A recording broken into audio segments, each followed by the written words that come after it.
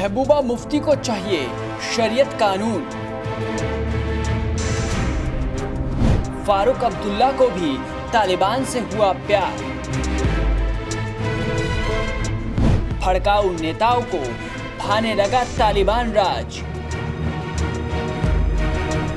घाटी में तालिबान का हो रहा गुणगान। पहले कश्मीर के नाम पर रोना पीटना,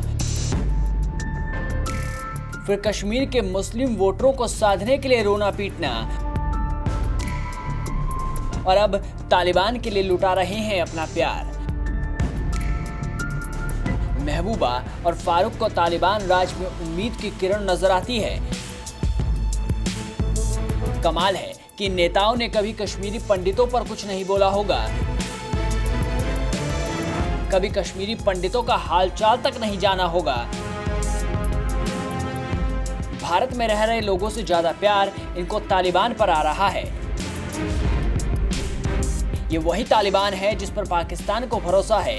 ये वही तालिबान है जहां महिलाओं के अधिकारों को छीना जा रहा है।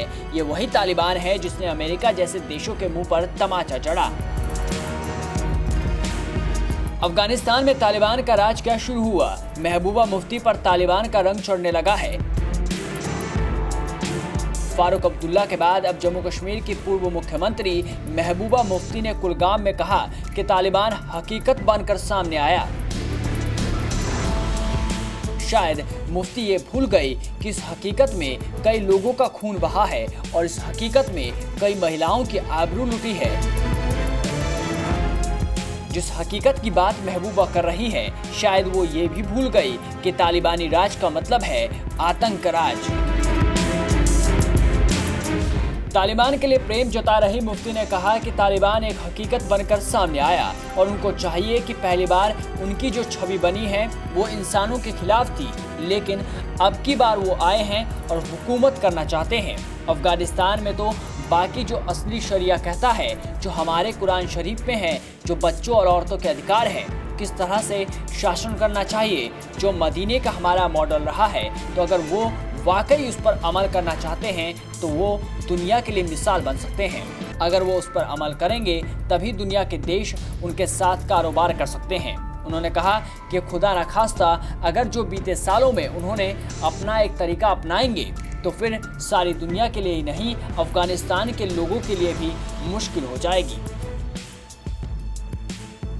एक तरफ मुफ्ती का ये दिखावापन तो दूसरी तरफ फारूक अब्दुल्ला का भी तालिबानी प्रेम कथित तौर पर सामने आया। श्रीनगर में एक कार्यक्रम में फारूक अब्दुल्ला ने कहा कि तालिबान को अफगानिस्तान में इस्लामिक नियमों के आधार पर शासन करना चाहिए, दुनिया के सभी देशों के साथ अच्छे संबंध स्थापित करने चाहिए। फारूक अब्दुल्ला ने कहा कि वो उम्मीद करते हैं कि तालिबान हर किसी से इंसाफ करेगा। बाहरी घाटी के नेताओं और बाहरी सियासत, इन दोनों नेताओं को तालिबान से उम्मीद है। पाकिस्तान को तालिबान से उम्मीद है, चाइना को तालिबान से उम्मीद है, भारत के विरोध में उठ रहे देशों को तालिबान से उम्मीद है।